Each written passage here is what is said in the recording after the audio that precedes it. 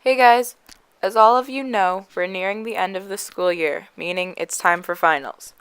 Looking back at all the art I made this year should be interesting. Enjoy the video, guys.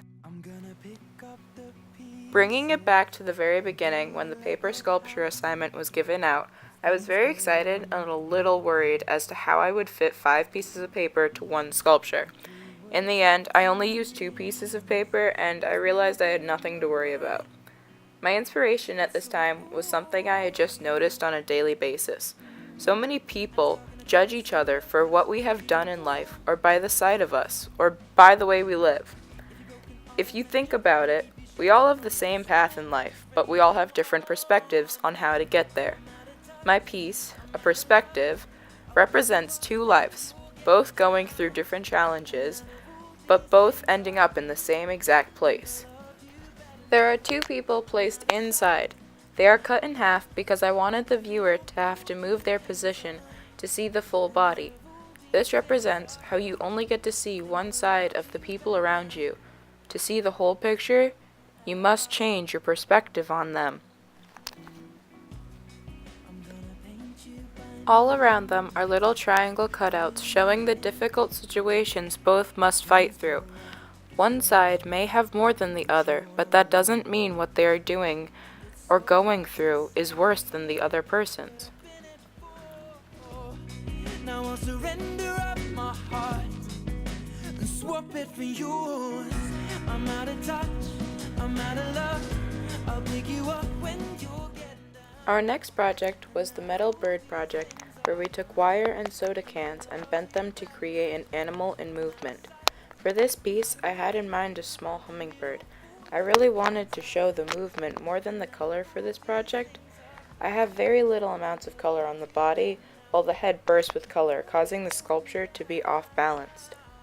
This was the hardest project by far, because I had never worked with wires before, so they didn't bend to the way that I wanted them to, which also explains the different proportions of the sculpture, but it just caused difficulties throughout the entire project for me. Keep you sheltered from the storm that's raging on now.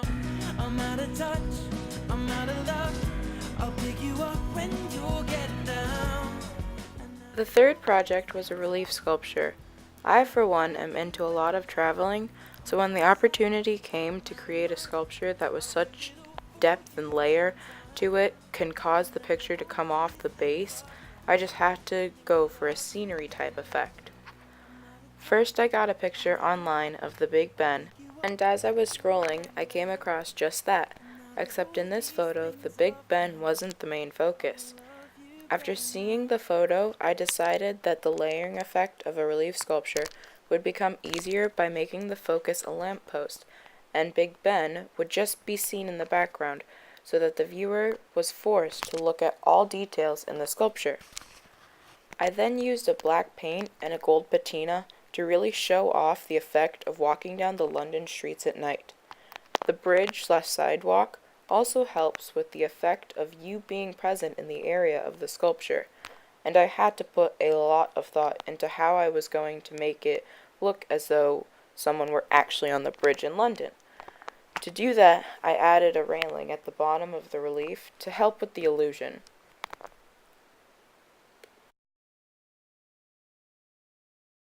Our most recent project is book carving, where we were asked to take a book and cut, bend, and manipulate the pages how we wanted to in order to tell a basic story of the book or anything in general.